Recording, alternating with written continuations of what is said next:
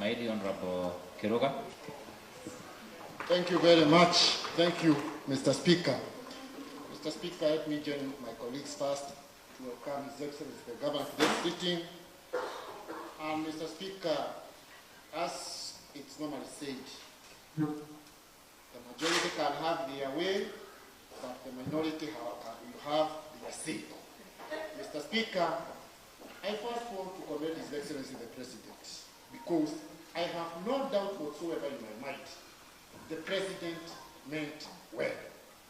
But Mr. Speaker, this BBI has become like an amoeba, such that when it moves to this corner, it assumes a different shape.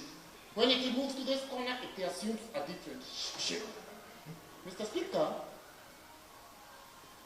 you know, recently we got some communication in form of a letter from our Secretary General in Jubilee Party urging us to pass this bill. Mr. Speaker, you know the Constitution is very clear, Mr. Speaker.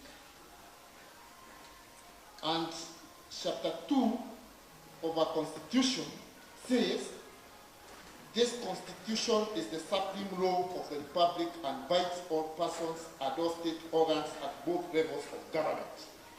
And, Mr. Speaker, 2.4, it says, any law, including customary law, that is inconsistent with this Constitution is void to the extent of the inconsistency, and any act or omission in contravention of this Constitution is invalid.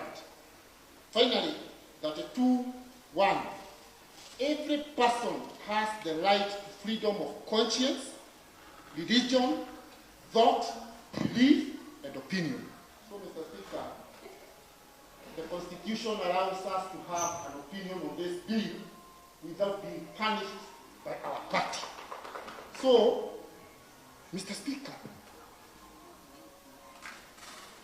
this process emanated from where His Excellency the President shook hands with the former Prime Minister. Honorable Kiruga, you have very few minutes. Yes, I want to conclude, Mr. Speaker.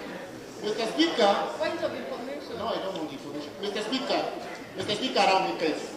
Mr. Speaker, you know we have been sent here. I'm an employee of the people, Mr. Speaker, and my people have sent me that the same way, you know we are calling it Building Bridges Initiative. But we had another handshake between the President and the Deputy President, Mr. Speaker. The people are saying they are still interested in that handshake course. Mr. Speaker, we were calling for a multiple form of questions, Mr. Speaker. It was rejected. We were told that the questions were many. I want to remind this House and this country. In 1862, there was 27 questions, Mr. Speaker, in the country of New Zealand, Mr. Speaker. So, Mr. Speaker, we ought to have had multiple questions because this issue we are being told about Woodford, I don't know what, these things could have gone to the Assembly, from the National Assembly, and they could have passed. But now, they are being used to sell the expansion of the National Assembly. Order, honorable members. Give the honorable member time to contribute. Thank you very much, Mr. Speaker, for your protection. I am entitled to my opinion. Mr. Speaker, what I'm saying is this. My people have sent me to say the additional seats in the National Assembly will come with a lot of burden. Now, they don't support that, Mr. Speaker.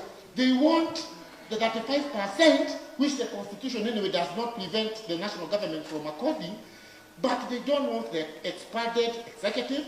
They don't want the expanded National Assembly, Mr. Speaker. In fact, they are saying it would have been better to allocate more money to those constituencies that need to be divided without dividing them. Finally, Mr. Speaker, recently, His Excellency the Governor, and I'm very happy he is present here, he told us the ICU has been closed here in Nyeri because the national government has not remitted 800,000 owed to Nyeri County government. So my question is this, Mr. Speaker. If we are unable to get what is owed to us by the national government, while it is at 15%, what will be done when we go to that 5%, Mr. Speaker, we shall be, and we know they will be compelled to give that money by the Constitution. What will happen, Mr. Speaker? So, Mr. Speaker, you cannot cheat God, you cannot cheat Satan, you cannot lie to yourself. Mr. Speaker, I stand here, the people have sent me to come and oppose this bill in great respect to the President, but they don't support this bill. I oppose.